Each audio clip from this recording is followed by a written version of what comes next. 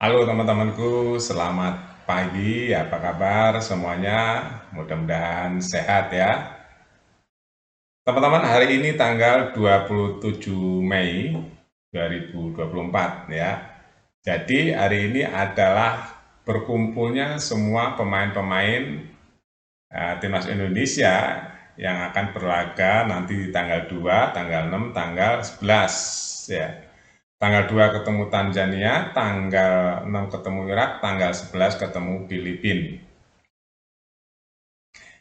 Saya membahas mengenai pelatih Vietnam terbaru, teman-teman. Kita tahu ya, Vietnam sedang luka. Vietnam sedang luka dari Indonesia, teman-teman ya. Jadi masyarakat Vietnam sedang terluka kalau melihat berita-berita media Vietnam. Jadi akan disembuhkan oleh pelatih yang baru, namanya Kim Sang-sik ya, dari Korea. Nah ini juniornya Sintayong, ya, usianya 47 tahun. Jadi dia mengatakan nanti akan ya kasarnya refund ya terhadap Sintayong atau timnas Indonesia. Ini seru ya teman-teman, serunya begini. Timnas Vietnam ini salah satu timnas yang terkuat di Asia Tenggara sebelum Indonesia kemarin mampu mengalahkan 3 kali berturut-turut. Ya. Ini mengejutkan sekali karena timnas Vietnam ini 3 kali beruntun loh, kalah ya. Nah yang paling menyakitkan masyarakat Vietnam itu di saat di rumah sendiri dikalahkan 3-0 oleh Indonesia. Ini yang membekas dan membuat pemain atau pendukung timnas Vietnam itu rasanya seperti trauma. Itu teman-teman ya, kita bisa pahami lah ya. Selama ini kan 20 tahun Vietnam tuh nggak pernah kalah dari Indonesia di kandang sendiri. Selalu dikdaya. Nah, begitu main di kandang sendiri kalahnya besar 3-0. Ini yang membuat Vietnam tuh sekarang merasa seperti apa ya, lumpuh gitu terhadap timnas Indonesia. Makanya datalah atau dipecatlah pelatih yang Philip Trosser diganti pelatih yang baru dari Vietnam. Nah, pelatih yang baru dari Vietnam ini memberikan angin segar. Dia akan melakukan riset, ya, melakukan riset supaya pemainnya itu menjadi lebih semangat, ya, dan dia tahu cara mengalahkan Sintayong katanya atau timnas Indonesia. Nah ini seru ya teman-teman. Terus kembali lagi analisa timnas Indonesia di Piala AFF nanti. Ini kekurangan ya, kekurangan kalau punya pemain banyak yang di abroad atau banyak di luar negeri, kekurangannya di saat kita bermain di luar jadwal FIFA. Ya ini kekurangannya. Untuk mengumpulkan pemain-pemain inti yang ada di klub-klub luar negeri itu kan nggak gampang teman-teman. Ya, klub itu ada yang rela melepas, ada yang nggak rela melepas karena itu adalah swadaya. Swadaya itu artinya yang mau lepas ya lepas, yang nggak mau lepas ya nggak mau lepas, nggak ada sanksi.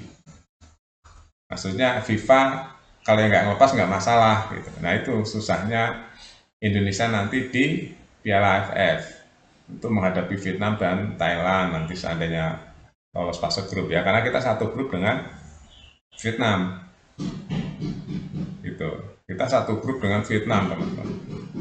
Nah kalau kita nanti nggak benar-benar bisa mengumpulkan pemain inti, kemungkinan kayak kita akan kesusahan ya melawan Vietnam teman-teman.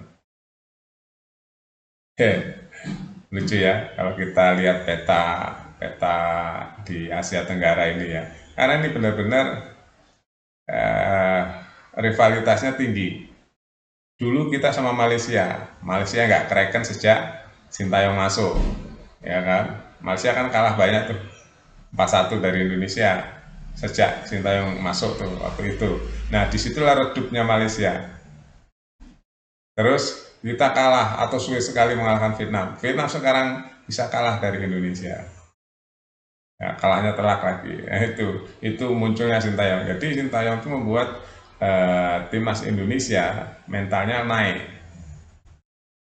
Nah, sepak bola itu teman-teman ya, sepak bola itu adalah pertandingan bukan hanya fisik, pertandingan mental juga. Kalau mentalnya menang, ya mentalnya kuat atau mentalnya menang, steady, stabil gitu ya, ya insya Allah bisa menang. Nah, kalau kemarin kan Indonesia belum bertemu dengan Vietnam aja udah inferior dulu, udah jatuh dulu mentalnya, makanya sering kesusahan kan melawan Vietnam bertahun-tahun seperti itu, susah sekali, bahkan digempur terus, ya itu karena mental teman-teman. Sekarang di bawah Sintayong mentalnya udah di atas angin, ya, dari Vietnam mentalnya di atas angin.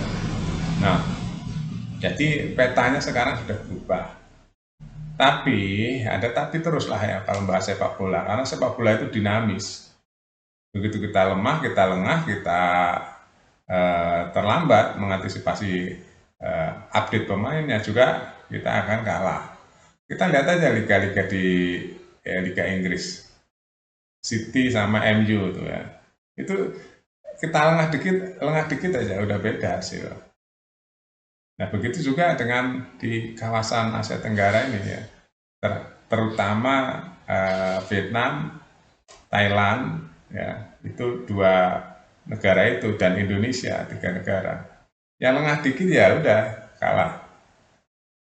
Nah ini karena kekuatannya seimbang teman-teman, kekuatannya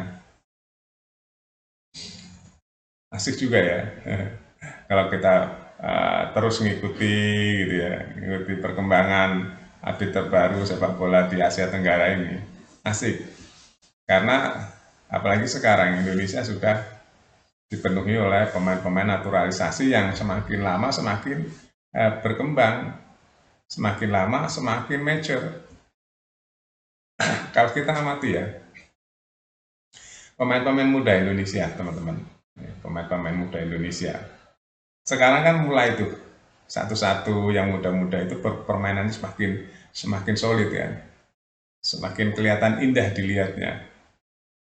Sepak bola itu kan nggak harus itu, indahnya juga penting teman-teman. Kalau kita lihat pemain sepak bola indah, nontonnya juga enak. Kita lihat nih timnas Indonesia ya sekarang, passingnya liatin, wow gila teman-teman, kayak Eropa, Liga Inggris teman-teman. Jadi passingnya bagus banget ya, cepet tak tak tak gitu. Itu tontonan juga, bukan masalah hasil akhir gol dan gak gol. Jadi prosesnya itu ditonton enak enggak gitu. Nah, timnas Indonesia hari ini ditonton enak teman-teman, mainnya polanya enak di bawah Sintayong ya, polanya enak, permainannya enak tuh. Nah, jadi kita ada tontonan yang enak dilihat. Kita kan sebagai penggemar ya teman-teman, atau pendukung juga, kalau lihat tim kita permainannya bagus ya kita bangga juga, ya kan, bangga juga. Jadi kita bisa mengapresiasi ya, mengapresiasi pelatih, pemain, di banyak hal yang bisa kita apresiasi. Oke itu teman-teman, jadi kita harus waspada juga terhadap kebangkitan Vietnam, Thailand ya, Thailand juga begitu.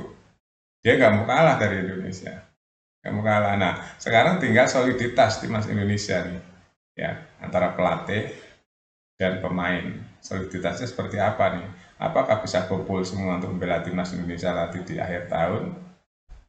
Kalau enggak ya itu warning juga buat Indonesia, karena pasti Vietnam akan membangun kekuatan yang lebih kuat lagi. Itu ya teman-teman, apalagi Thailand udah jelas tuh nggak mau kalah dia dari Indonesia.